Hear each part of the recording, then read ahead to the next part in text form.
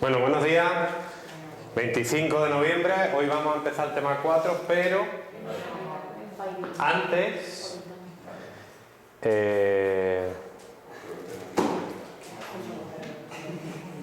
si os parece, si tenéis algún problema que os resultó complicado o queréis comentar del tema 3, lo miramos un momento y empezamos el 4.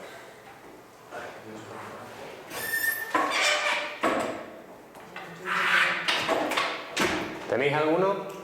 Yo es que la verdad, y te digo la verdad, no me ha dado tiempo a mirar. ¿Para qué se vea que de verdad? El lunes tuvimos un examen, hoy otro examen, no me ha dado tiempo a mirar. Es que hasta hoy Bueno, lo que podemos hacer es empezar el tema 4 No. y como tenéis los ejercicios y tenéis los resultados, ya lo hacéis y me preguntáis. Yo cuando tú lo explicas, Claro, eso. Ahora se pone la música para la gente. Yo voy a empezarte. Por ese comentario Por podéis hacer ejemplo, una es que parece distinto. Podemos hacer uno más y ya está, ¿vale? Por ejemplo, es que tú ves que sea distinto a lo que hemos hecho. más concreto. eso, que después me pone un barullo de todo y que hace barullo en eso. El otro día hicimos un index join, ¿verdad? Sí, un mayor también. El hash join, bueno, pues vamos a hacer uno que tenga otro tipo de algoritmo. Mismo, porque si este examen es más difícil y lo que hice el otro día no era muy difícil, ¿qué me vas a poner en el examen? Vamos a hacer...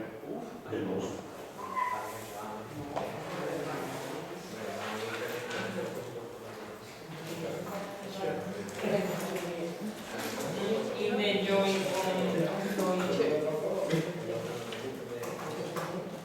Vamos a hacer el primero porque tiene dos algoritmos que no hemos visto hasta ahora, porque el siguiente, el anterior que hicimos, tenía el index y el hash, y ahora vamos a ver el join y el merge join, ¿vale? Y ya tenemos casi todo, o todos cubiertos, ¿vale? Bueno, pues es el 1.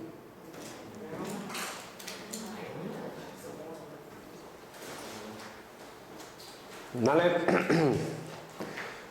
Dice que sean R1 y R2 dos relaciones contiguas con un atributo en común C y con las siguientes características. La tabla R1 tiene 6.000 filas, la tabla R2 tiene 1.000 y las filas de ambas tablas de media ocupan una décima parte de un bloque, por lo cual los bloques de media tienen capacidad para 10 filas. ¿Vale? Nos dice también que ambas tablas están contiguas en disco. ¿Vale? Para nosotros, contiguas en disco, repito, quiere decir que nos vamos a uno de los dos extremos. Significa que todos los bloques de esa tabla están llenos a reposar, es decir, contienen las 10 filas. ¿Vale? Por lo cual, lo primero que tenemos que hacer, repito, es indicar qué número de bloques ocupa cada una de las filas, porque ese dato lo vamos a utilizar continuamente. En el caso de la tabla de R1, si son 6.000 filas y cada bloque tiene 10 filas, únicamente tengo que dividir entre 10 y me dan los bloques en disco duro que ocupa la fila R1. En este caso son 600. Lo mismo hago con la tabla R2. La tabla R2 también está contigua en disco, todo muy bien. 1.000 filas repartidas en bloques de tal manera que caben 10 filas por bloque, simplemente tengo que dividir 1.000 entre 10 y me dan 100 bloques. ¿Vale? Por lo cual estas dos tablas están muy bien, están muy juntitas y no hay mucho problema. Tenemos una memoria de 251 bloques. Entonces, calcular el coste, para algunos de los escenarios. Primero, join por iteración. Si veis varias alternativas, explicar la mejor alternativa posible. Vale, bueno, pues vamos a hacer join por iteración. Entonces, las dos tablas están contiguas. Cuando hablábamos de join, hablamos del algoritmo de join del doble bucle. Entonces aquí podemos jugar con varias alternativas. La primera alternativa es cambiar las tablas de orden. Primero que R1 está en el bucle externo y R2 en el interno, o viceversa, ¿vale?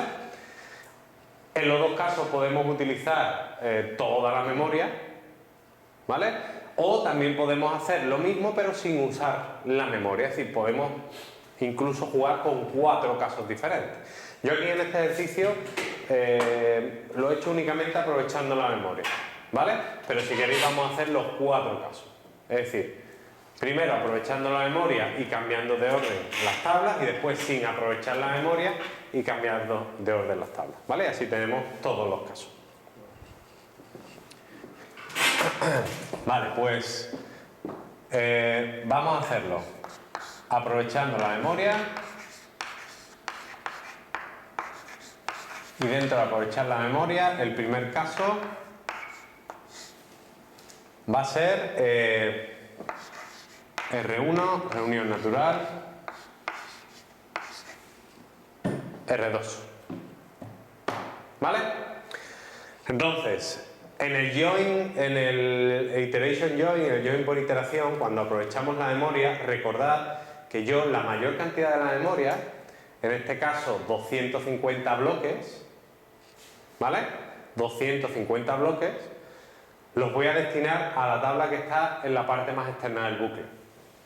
¿Vale? Voy a ir leyendo trozos grandes de R1, guardando la memoria, y para todos esos trozos grandes de R1 voy cargando en ese bloque que me queda libre todo R2.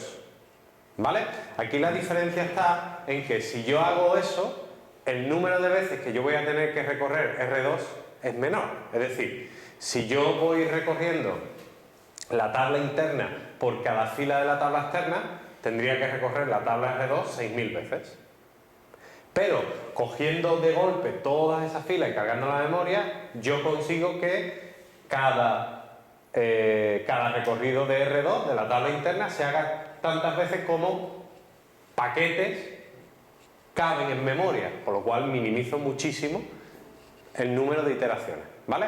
Aunque el número de lecturas son las mismas, a nivel de la tabla externa la voy a leer una sola vez siempre, la tabla interna no. La tabla interna se reduce drásticamente el número de iteraciones. Y quiero hacer incidir en una cosa, ¿esto en qué influye? No influye en el número de ciclos de CPU que yo utilizo para ejecutar el algoritmo. Es decir, vosotros podéis decir, oye, si yo disminuyo el número de iteraciones del bucle interno, eso significa que necesito menos procesador para... No, eso no consume tiempo. Consume tiempo es las lecturas que yo me ahorro de la tabla del bucle interno, ¿vale? Es decir, cuando yo lo pongo aquí, mi objetivo es disminuir al máximo las lecturas de disco de esta tabla. ¿Por ahí había dudas? Para cargar R2. Si no tienes un bloque libre no puedes cargar R2. ¿Vale? ¿Os ha quedado claro? Vale, pues por lo cual decimos, a ver, si en memoria hay 250 bloques, hay 251, ¿vale? Pero en memoria 250 bloques equivalen a ¿cuántas filas? Pues si cada bloque puede contener 10 filas, pues 250 bloques en memoria equivalen a 2500 filas, ¿vale? Es decir, yo voy a poder ir guardando, no tengo en cuenta ese 1, ¿vale? Ese 1 me lo reservo siempre. No voy... siempre lo que voy a hacer es ir cargando paquetes de filas dentro de este trozo grande de la memoria. Y en ese trozo grande de la memoria, ¿cuántas filas caben? 2500, por lo cual los paquetes que yo voy a ir leyendo son de 2500. Vale, hemos dicho que en este caso la tabla externa es R1, ¿vale? Por lo cual yo voy a ir leyendo trozos de R1 y guardándolos en memoria, ¿vale? R1 tiene 6000 filas, por lo cual un paquete de R1, vamos a decirlo así, un paquete de R1 en memoria son 2500 filas, ¿ok? Ya os estáis dando cuenta de un poco del cambio, la dificultad, que no es dificultad, pero bueno, que tiene esto, ¿ok? Un paquete de R1 en memoria son 2500 filas, ¿ok? Entonces, Para leer 2500 filas, el coste es, con respecto a R1, son 250 bloques, ¿vale? Y con respecto a R2, ¿qué tengo que hacer? Pues una vez que cargo estas 2500 filas, yo leo R2 de manera completa, ¿sí? ¿Vale? El coste de la tabla R2 completa son 100 bloques. En total, para un paquete de 2500 filas de R1, el coste de ejecutar el algoritmo son 350 operaciones de entrada-salida. Vale, ¿cuántos paquetes de 2500 filas vamos a tener?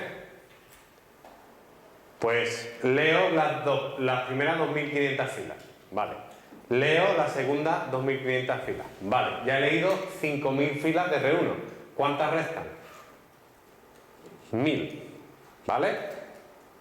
No pasa nada. Siempre habíamos trabajado con un número de filas, bueno, divisible entre el número de filas que cabía en la memoria. Aquí no tenemos ese caso, no pasa absolutamente nada. Lo podemos hacer así. ¿Cuántos paquetes de 2500 filas vamos a tener? 2 paquetes, ¿vale? 2 paquetes, que son 5000 filas. ¿Vale? Para estos 2 paquetes ya hemos visto que para cada paquete el coste es 350, lo multiplico por 2, ¿vale? Y me vale 700 operaciones de entrada-salida. ¿Vale? Esto es el coste de ejecutar el algoritmo para los 2 primeros paquetes de 2500 filas. ¿Cuántas filas me restan de R1? 1000. ¿Vale? Bueno, pues para esas 1000 filas, el coste de R1 para cargar esas 1000 filas son 100 bloques. Para esas 1000 filas tengo que volver a recorrer R2 entero, por lo cual pongo el coste que tenía recorrer la tabla R2 entera y me salen 200 operaciones de entrada-salida. ¿Vale? Por lo cual, tengo este coste, que es lo que el coste de aplicar el iteration join para 5000 filas de R1, y tengo este coste, que es el coste de el mismo algoritmo, el iteration join, para las 1000 filas restantes de R1, ¿vale? ¿Qué hago? Pues la sumo. Esto más esto me da 900 operaciones de entrada salida, que ese es el coste en este caso. ¿Vale? ¿Cuál es la diferencia aquí que os puede... ¿os molesta el protector? ¿Lo quito? Vale. ¿Cuál es aquí lo que os puede rayar un poco? Lo que os puede rayar es que vosotros estáis acostumbrados a un número de filas en la tabla R1 divisible entre el número de filas que cabe en la memoria. Me explico. Si la tabla R1 tuviera 7500 filas, 7500, como en cada trozo de memoria caen 2500, yo tendría 3 paquetes. Un paquete, 2 paquetes, 3 paquetes. Para cada paquete el coste es 350. Lo multiplico por 3 y ya me vale. Pero no, aquí hemos visto que no es divisible, por lo cual yo lo que hago es que voy cargando paquetes en la memoria hasta que ya de alguna forma no pueda cargar más, ocupando toda la memoria, y lo que sobra también lo tengo que cargar en la memoria. Lo que pasa es que costará menos cargarlo puesto que es un número inferior de filas. Resumo, en este caso hemos cargado un paquete de 2500 filas, que equivale a 350 operaciones de entrada-salida. 250 para cargar las 2500 filas, más 100 para cargar la tabla R2 completa. Vale, ¿cuántas filas nos restan? 3500. Pues nada, otra vez, otras 2500 filas. Lo mismo, 250 operaciones de entrada-salida, más 100. ¿Cuántas filas nos restan? 1000, ya no son 2500, ya son 1000. no hay problema, las cargo en memoria. La única diferencia es que en vez de costarme 250, pues me cuesta en este caso 100. Mientras que cargar la tabla R2 completa para esas 1000 filas es exactamente el mismo coste. Y lo único que tengo que hacer es sumar.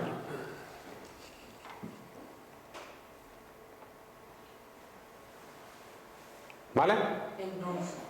Entonces. Yo lo hago primero con un paquete, ¿no? Y depende de lo que me vaya faltando. Claro. Tengo Exactamente. Si es divisible, tú sabes que 7500 entre 2500 cabe a 3. Pues ya está, calculas para un paquete y lo multiplicas por 3. Pero en este caso no. Si tú divides, te sale 2, algo. Bueno, pues lo haces para 2 paquetes y el coma algo ya lo calculas directamente. Pues si son 1275, pues oye, 1275. Que son 1000 no sé qué, lo que te sobra. Pues ¿cuánto me cuesta cargar lo que me sobra en memoria? Pues en función de lo que no haya salido antes, de cuántos bloques ocupa. Y ya está. ¿Vale? Entonces, esta es un poco la única diferencia que al alumno le podía extrañar. Oye, ¿qué pasa? Que... Habrá que probar las otras versiones. Habrá que probar las otras versiones. Sí, ahora lo vemos, ¿vale? Si yo os dijera en un problema en la memoria tiene una capacidad de 601 bloques en vez de 250.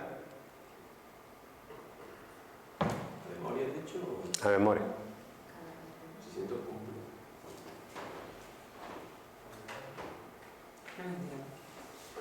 Si yo os dijera, la memoria en vez de tener 250 bloques tiene 601 bloques.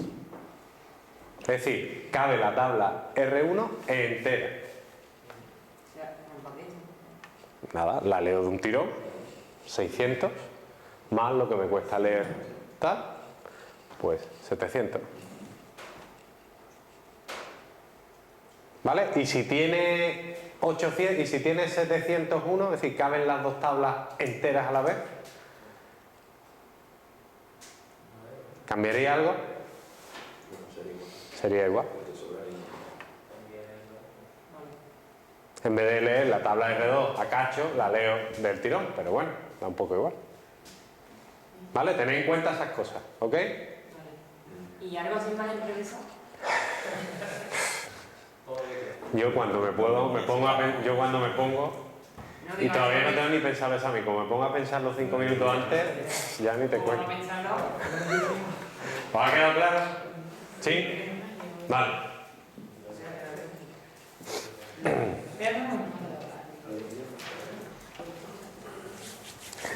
Ahora vamos a hacerlo al contrario, ¿vale? Vamos a poner R2 en el bucle externo y R1 en el bucle interno. ¿Vale? Eso sí, me puede borrar. Bórralo de abajo, ¿no? Sí.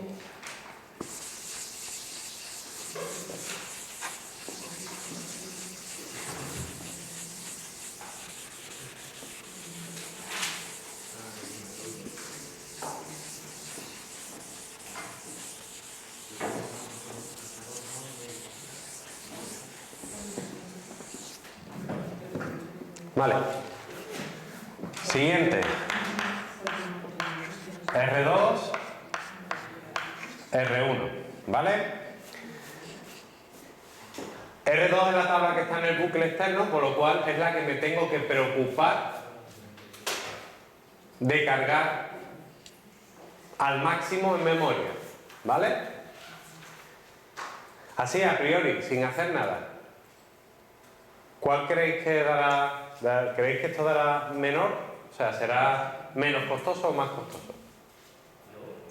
Según la lógica de lo que estamos haciendo, menos, ¿por qué? Porque el machín tiene menos bloques, no que recorrer. Daos cuenta que el objetivo no es cargar cuanto más esto, bueno, sí, pero el objetivo final es hacer que el número de lecturas sobre la tabla del bucle interno sea menor. En este caso R1 es la tabla más grande. Si yo consigo reducir, quizá se vea un mejor rendimiento, pero la lógica nos dice eso, pero no se sabe, ¿vale? Vamos a ver. Bueno, pues mi idea es cargar todas las filas que yo pueda de R2 en la memoria. ¿Qué pasa? Que R2 cabe completa. R2 tiene 1000 filas y en memoria caben 2510 filas, ¿vale? Bueno, pues tan fácil como decir, bueno, pues cargo R2, que son 100 bloques, ¿vale? Cargo R2 entero y por cada...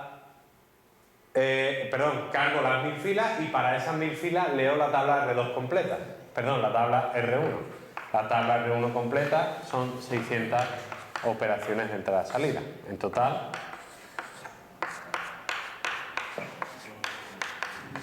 700. ¿Vale? Ya está. Gracias a invertir el orden hemos conseguido recorrer la tabla R1 una sola vez. ¿Vale? Lo mismo de óptimo que un merge join sin necesidad de ordenar, por ejemplo. ¿Pero por qué se recorre una vez más? Porque la tabla R2 me cabe entera en memoria. Son 100 bloques. Y en memoria yo tengo para mí 250 bloques. Yo cargo la tabla entera y ya tengo todas las filas de R2. Ahora yo las tengo que combinar con la tabla R1. Bueno, pues leo la tabla R1 y lo voy combinando. Solo tengo que leer la tabla R1, la interna, una sola vez. En el caso anterior, la interna que era R2 la leía 3 veces. Una para las primeras 2500 filas, otra para las segundas 2500 filas y una tercera para las 1000 restantes.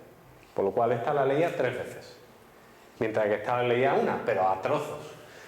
En este caso, este la leo una sola vez, no a trozos, sino entera, por lo cual esto... O sea, el número de veces que voy a leer la tabla interna equivale a los trozos que caben en memoria de la tabla externa. ¿Vale? Es decir, que si yo cojo, digo, 6000 o 600 entre 2500, esto me va a salir un número. ¿Vale? Bueno, pues más o menos ese será el número de iteraciones de la tabla interna. Como en este caso cabe entera, solo uno. ¿Vale? Así de fácil. Venga, sin aprovechar la memoria. Sin aprovechar la memoria, me da igual el tamaño que tenga. Yo supongo que solo voy teniendo un bloque o dos bloques, uno para cargar una tabla y otro para cargar otra. Entonces, en el caso de R1, reunión natural, R2, ¿cómo lo hacemos?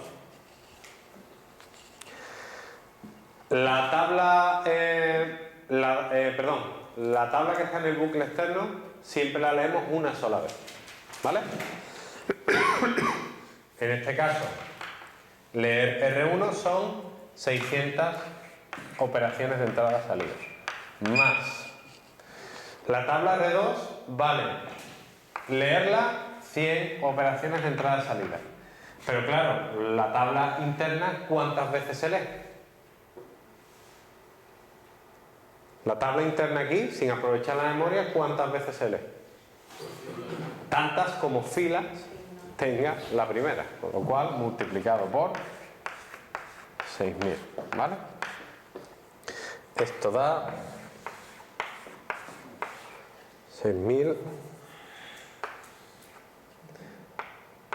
600.600 operaciones de entrada-salida. 600.600. Al lado de entre paréntesis. 100, perdón, voy a quitar la unidad para que quede más claro. 600, voy a poner entero. Sería 600, que es lo que me cuesta recorrer R1, más 100, que es lo que me cuesta recorrer R2, multiplicado por el número de filas de R1. TR1. Fijaos la diferencia, ¿eh? De 600.600 accesos a disco duro a 900, ¿vale? Y si lo hacemos invirtiendo el orden, R2, reunión natural, R1, pues hacemos la misma cuenta pero al revés, ¿vale? ¿Puedo seguir? ¿Sí? ¿O estáis todavía en el otro? Como R2 es la que está en el bucle externo, solo la recorre una vez. Coste 100. R2 más el bucle interno se ocupa de leer R1. Leer R1 implica 600 accesos a disco duro. ¿Cuántas veces? Tantas como filas tenga R2. 1000. Esto es T de R2. ¿Vale? Pues nada, muy parecido. Si os dais cuenta. Son pues 600, 100.000. Perdón, 600.000, 100. ¿Veis? Aquí no...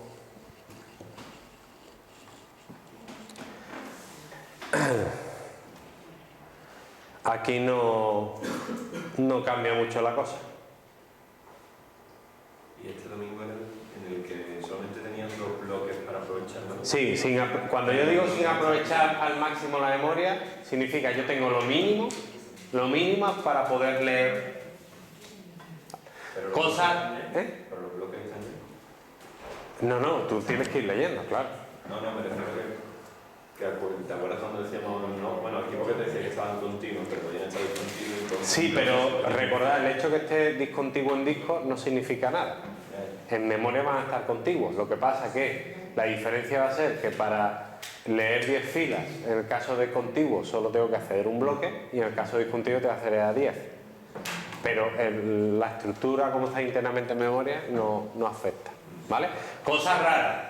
Pues que yo diga, la memoria tiene 250 bloques, pero esos 250 bloques únicamente 8 están disponibles para este algoritmo. 8 o 17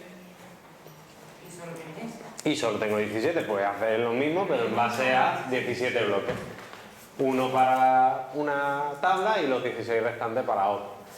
Ya está, cosas así, variaciones de ese tipo. Que yo en vez de decirte mi memoria tiene 250 bloques y la uso entera para mi algoritmo. Por lo cual tú dices, perdón, 251. Pues yo digo, venga, un bloque para la tabla interna y 200 y el resto. No, yo te digo, la memoria tiene 250 bloques, pero libres en ese momento solo hay 17. Es como si yo te dijera, tengo una memoria de 17, solo que te lo he dicho de otra manera. ¿Está? ¿Vale? Bien, ¿os ha quedado claro? ¿Borro? Vale.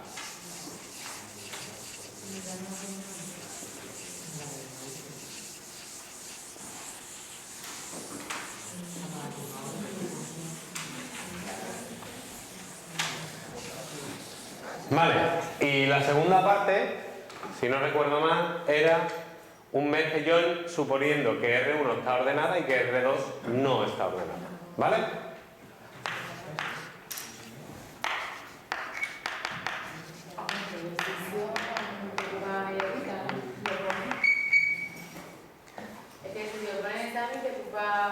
Pues nada, si es 1 hora y media, 3.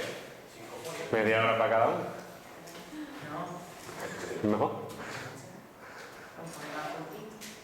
Venga.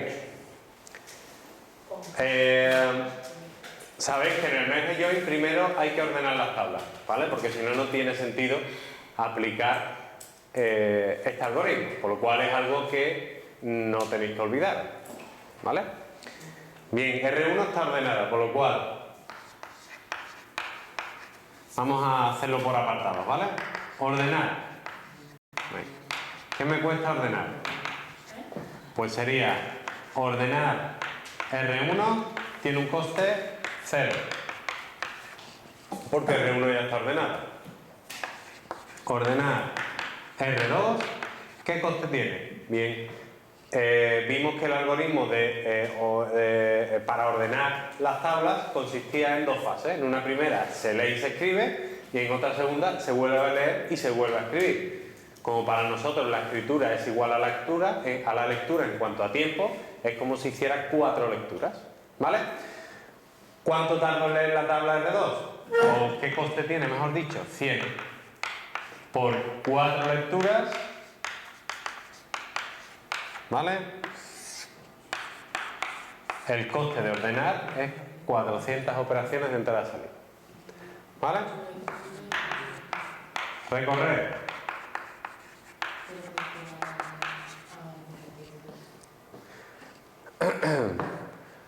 Pues si, pues seguramente en el examen pues caerán todos los algoritmos. Un solo ejercicio o dos y todos los algoritmos. Es que así pregunto todo. ¿Vale? Venga, recorrer el merge sort. Lo bueno que tenía era que una vez que las tablas estaban ordenadas, yo solo tenía que recorrer una vez cada tabla. Una vez. Por lo cual, recorrer una vez R1 sabemos que son 600.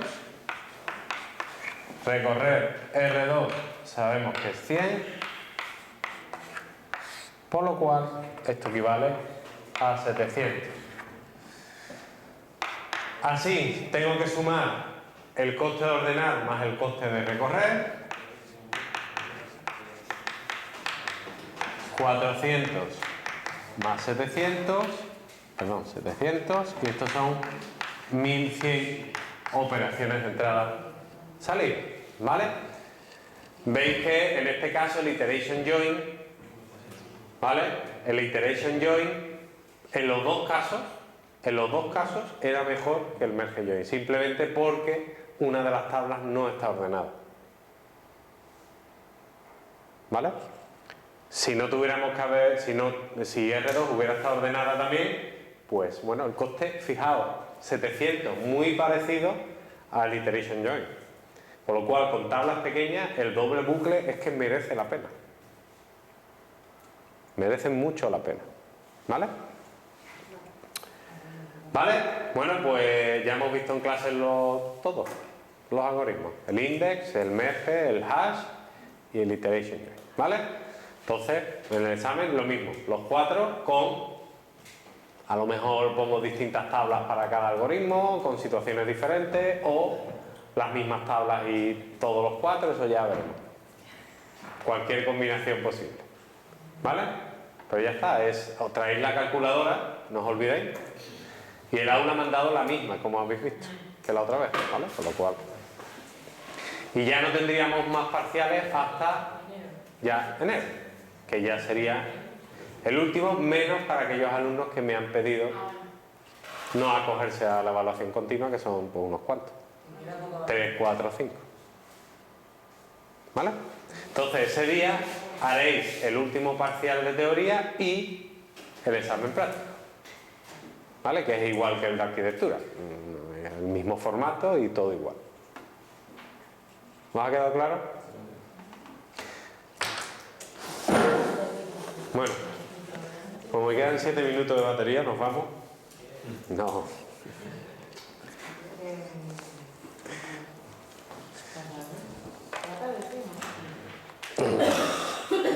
Vamos a empezar el tema 2. El tema 4, perdón. El último tema.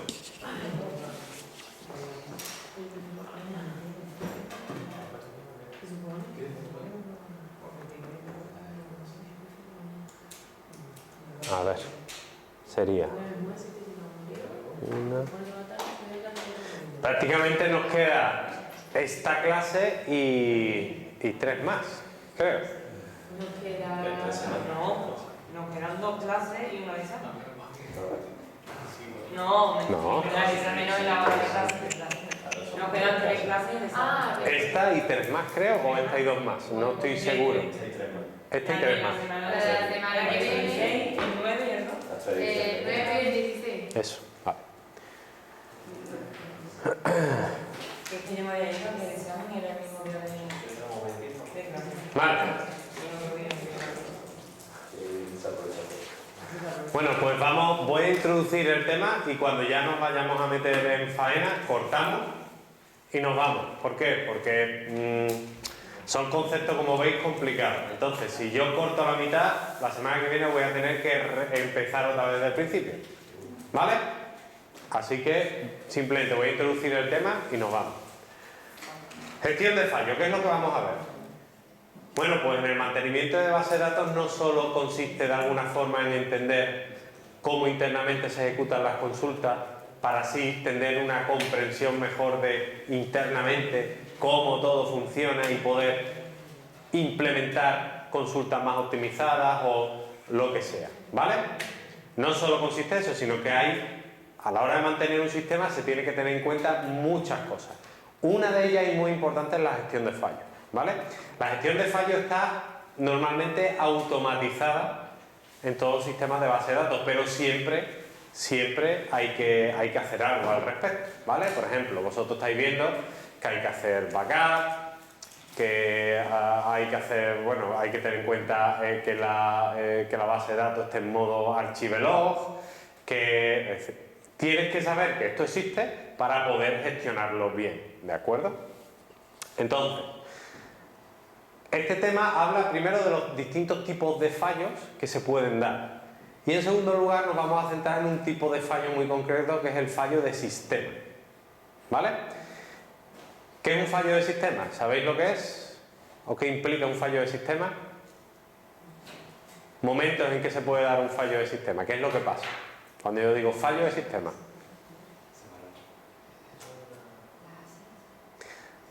Caso 1. Por lo que sea mi aplicación ha petado y hay un usuario que ha lanzado una consulta y esa consulta, pues por lo que sea, ha perdido la comunicación con la parte cliente y se queda ahí ejecutando, bloqueando ciertas tablas y no responde. ¿Eso es un fallo de sistema?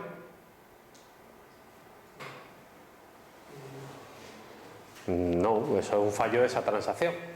Pues ya el DBA o quien sea dirá, oye, ¿qué tal? A lo mejor el usuario dice controlar, suprimir y automáticamente pues internamente se resuelve el problema, o tiene que ir el DBA a matar la transacción, o el sistema detecta automáticamente que la transacción lleva bloqueando más de cierto tiempo unos elementos y automáticamente la rechaza. No pasa nada, la vida sigue.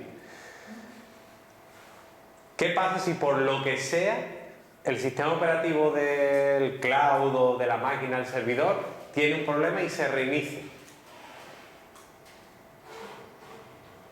Ahí tenemos un problema. ¿Por qué? Al reiniciarse el sistema operativo, la instancia se para, ¿vale?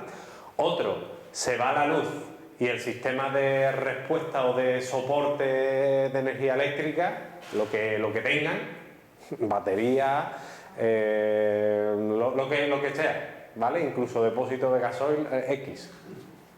Te ríes, pero los hay, ordenadores con depósito de gasoil, ¿sí? Los supercomputadores lo tienen. Tienen una serie de sistemas de respaldo y uno de ellos son cisternas enormes de gasoil que lo que hacen es proporcionar combustible a un grupo de electrógeno que es el que da electricidad en caso de que... ¿Vale? Que los hay.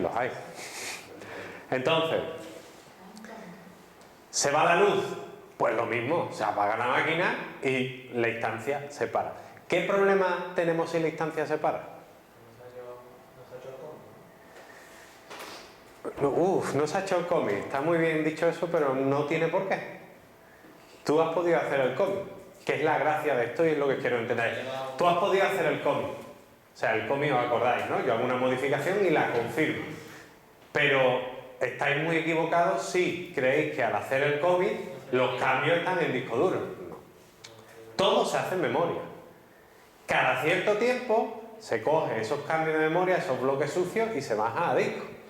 Pero no en el momento que tú haces commit, si no el sistema no sería eficiente.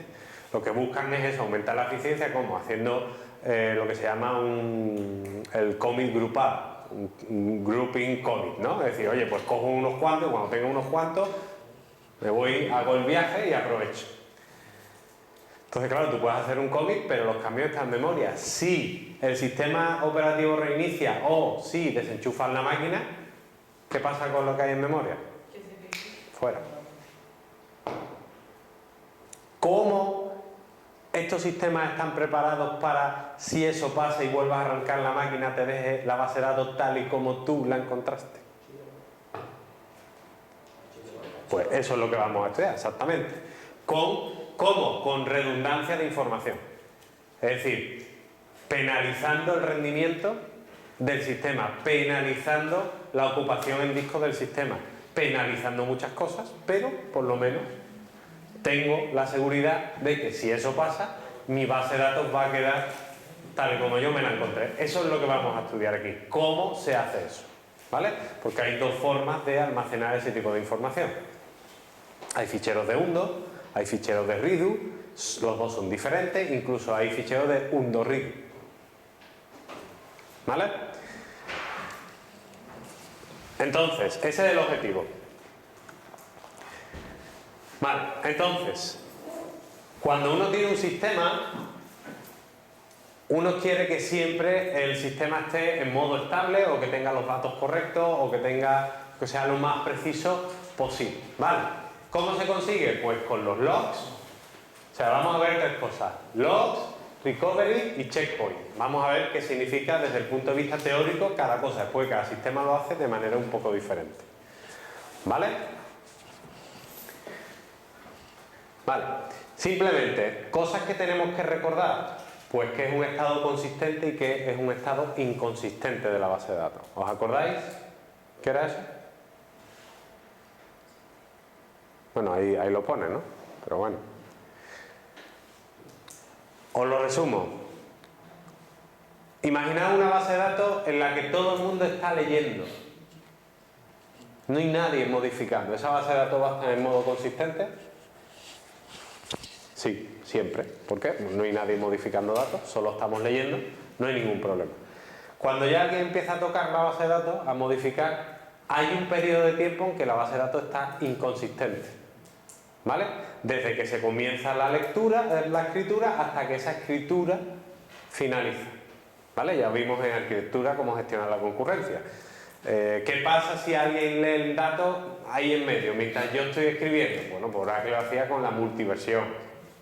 ¿Vale? Y con el planificador también un poco tenía en cuenta el orden en que se tenían que ejecutar las acciones y demás. ¿Vale?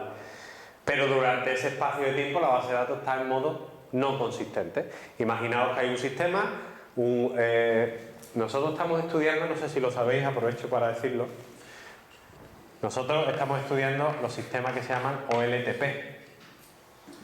¿vale? Que es Online Transactional Processing, ¿vale? Sistemas de transaccionales, es decir, sistemas que reciben continuamente muchas transacciones y una transacción puede ser para leer o para escribir. Entonces, suponemos una base de datos en la que todo el mundo está escribiendo, la base de datos va a pasar por muchos estados inconsistentes, ¿vale? Si en el momento en el que en ciertas tablas y en ciertas filas la base de datos está en estado inconsistente y hay un fallo de sistema, lo que queremos es volver a un estado consistente, ya sea antes de esas modificaciones o después de esas modificaciones. Preferiblemente después de esas modificaciones, pero no siempre se consigue, ¿vale? Estos sistemas de recuperación no son perfectos. Yo siempre digo que la mejor forma de tener seguridad en tu sistema es teniendo un backup 100% o lo más parecido posible. ¿Y eso cómo se consigue? Pues teniendo unos servidores de respaldo y de alguna forma duplicando constantemente las acciones, derivando todas las acciones de escritura a las dos instancias de base de datos, a la que utilizas y a la de respaldo. ¿Qué pasa? Tienes que tener doble máquina, tienes que tener un ancho de banda mucho mayor para que la red no, de alguna forma no se vea afectada negativamente por ese aumento de las comunicaciones, etcétera, ¿vale? Esa es la mejor forma. Tienes tu backup, pues venga, si este falla me voy a este, ¿vale? Pero también tenemos estos sistemas, ¿vale? Pues siempre queremos, evidentemente, la base de datos en un estado consistente. ¿Y qué es una transacción? Bueno, pues una transacción se puede definir de muchas maneras. Para nosotros, aquí en este tema, pues va a ser un conjunto de acciones entendidas como una sola unidad y que llevan a la base de datos de un estado consistente a otro. ¿Vale? Yo voy a sacar dinero del cajero. Yo hago la consulta, hago el update, correspondientes, ¿vale? Y a mí me da el dinero. He pasado de un estado estable de tener 5.000 euros a otro estado estable, peor económicamente, pero estable, a tener 4.000 euros. Pero mi base de datos está estable. En ese camino del tengo 5.000 al tengo 4.000, la transacción ha hecho cambios. La base de datos va a estar inconsistente aquí en medio. ¿Vale? Eso lo entendemos, ¿no? ¿Acordáis del tema de la transacción? Vale. Bueno, pues simplemente vamos a hacer un repaso de lo que puede pasar y de lo que no puede pasar o lo que no debe pasar en un sistema. ¿Vale? Entonces, los eventos se pueden clasificar de dos formas. Eventos deseados y eventos no deseados. ¿Vale? Eventos deseados, ¿cuál sería? ¿Qué es lo que nosotros queremos para nuestro sistema? Para nuestra aplicación. ¿Cómo? Sí, que sea consistente, pero no solo que sea consistente, sino que funcione bien. ¿Y qué es para vosotros funcionar bien? O sea, parecerá una tontería lo que estoy preguntando, pero no es una tontería. Y además os lo aviso, lo voy avisando para el TFG. ¿Qué es que vuestro sistema funcione bien? ¿Que no tenga fallos? No que sea eficiente, no Que sea que... rápido. Bueno, si ya hacéis un trabajo TFG que encima es eficiente, ya, vamos, os beso los pies. Un sistema que funcione bien no es igual a un sistema sin fallos. ¿Vale? Tú puedes tener un sistema sin fallos, pero no funciona bien. ¿Por qué? Porque tú has definido previamente en las fases de análisis y diseño una serie de casos de uso. Una serie de caminos por los cuales tu aplicación tiene que discurrir y no debe salirse de ahí. Si tu aplicación funciona bien, no da errores, pero hace una modificación que no debe, o permite al usuario meterse en una parte de la aplicación que no tiene por qué meterse, o genera un dato o permite al usuario ver un dato que no tiene que ver, o permite duplicar cuentas o X, tu base de datos no te va a dar ningún error, pero no funciona bien. ¿Vale? Entonces, recomendación para el TFG: si habéis definido una serie de casos de uso, tenéis que aseguraros que la aplicación sigue estrictamente esos casos de uso. O sea, que es como si a un burro le pones aquí las orejeras, le enseñas la zanahoria y vas por donde vosotros queréis. Si yo estoy probando vuestra aplicación y consigo descubrir un caso de uso nuevo que no estaba registrado, es un fallo gordo. Mi aplicación además permite que yo me baje los datos estadísticos que recoge de esta manera y yo además los puedo, yo qué sé, X, cualquier cosa. Pues eso ya es un error. ¿Vale? No lo tenéis contemplado. Entonces, por eso digo que los eventos deseados, pues mira el manual. Todos los eventos deseados es todo lo que venga en vuestro manual de usuario o todo lo que venga en vuestros casos de uso. Eso es el funcionamiento deseado para el sistema. ¿Vale? Entonces, no es lo mismo que no tenga errores a que no tenga errores y que además haga lo que yo le he pedido que haga solo. ¿Vale? Vale. Después, de los eventos no deseados hay de dos tipos: los esperados y los inesperados. ¿Vale? Los esperados: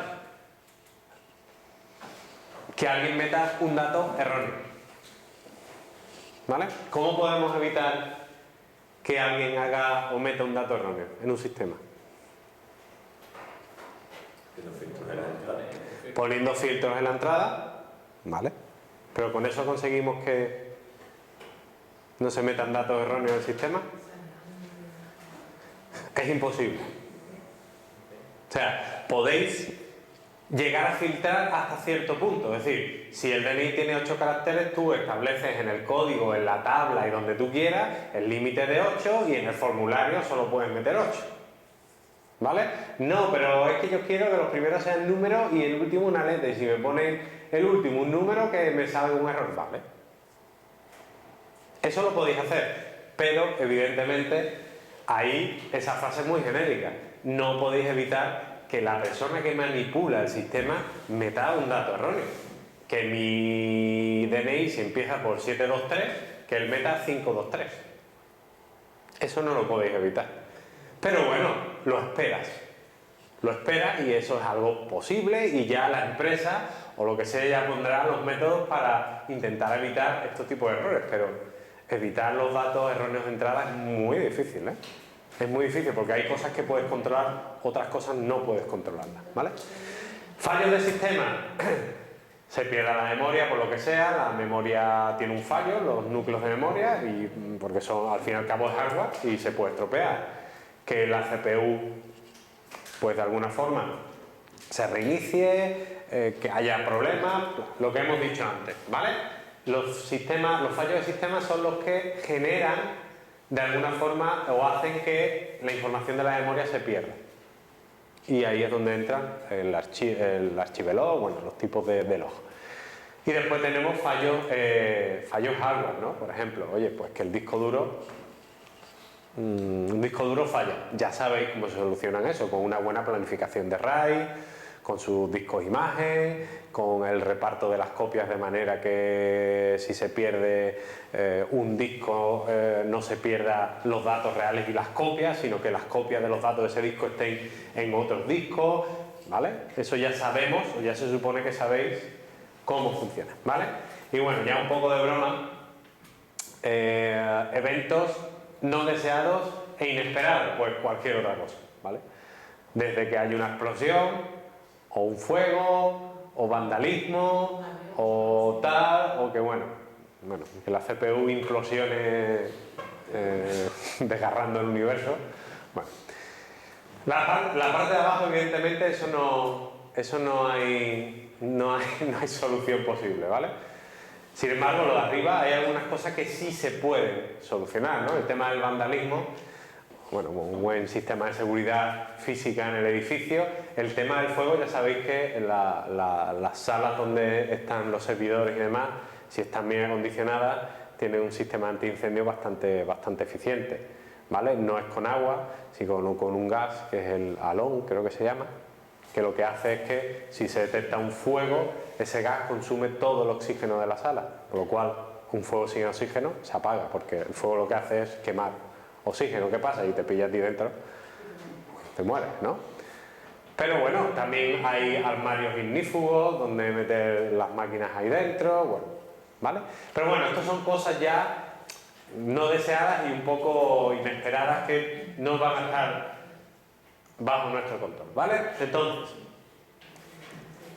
en primer lugar, vamos a establecer nuestro entorno teórico donde nos vamos a mover, ¿vale? Va a ser un entorno teórico muy sencillo, ¿de acuerdo? Yo voy a tener una arquitectura súper sencilla, ni distribuida, ni RAID, ni nada, sino voy a tener simplemente una CPU, ¿vale? Que se conecta mediante un bus a la memoria y al disco, simplemente. Y además,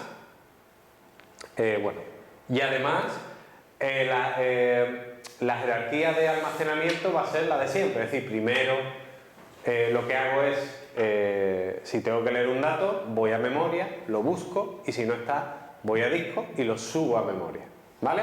Para escribir lo mismo, ¿dónde escribo? En memoria. Si está el dato, escribo en memoria y ya después ya se bajará a disco, y si no está el dato en memoria, tengo que ir a disco, leerlo, subirlo a memoria, escribir en memoria y ya después volverlo a bajar, ¿vale? Cuando te dice la jerarquía de almacenamiento, eso de lo que está hablando, de ese proceso, ¿no? De esa...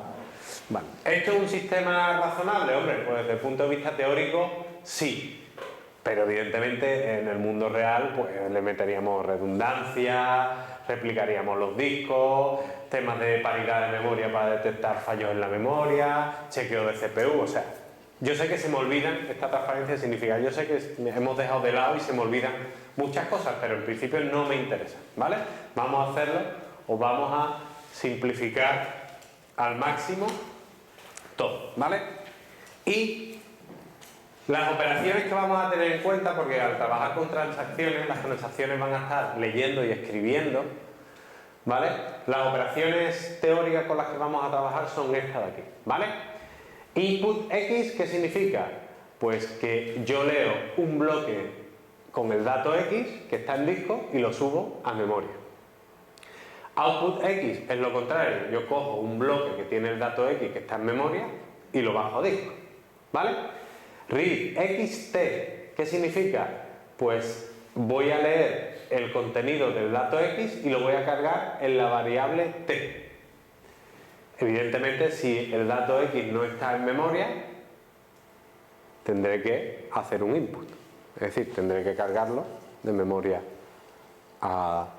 de disco a memoria. Y write XT significa que el valor de X que está, del dato X que está en bloque en memoria, lo sustituyo por lo que tiene la variable T. ¿Vale? Es a la inversa que read. Read es leo X que está en memoria y se lo paso a T, y aquí es al contrario, leo T y se lo paso a X. T es una variable, X es una columna de una fila de un bloque, lo que sea, o un conjunto de ellas, un dato. ¿Vale? Y esta va a ser la transacción con la que nos vamos a mover. La restricción para ver si seguimos en un estado consistente o no va a ser A igual a B, y la transacción simplemente consiste en leer A, multiplicarlo por 2 y actualizar A, y leer B, multiplicar el dato B por 2 y actualizar B. ¿Vale? Entonces, partiendo de aquí, vamos a ver qué problemas nos podemos encontrar y cómo esa información de log va a resolverme ese problema. ¿Vale? ¿Habéis entendido? ¿Sí? ¿Más o menos? Bueno, pues lo vamos a dejar aquí. Ya el próximo día, la semana que viene, ya empezamos directamente a partir de aquí. ¿Sí? Venga, pues ya está.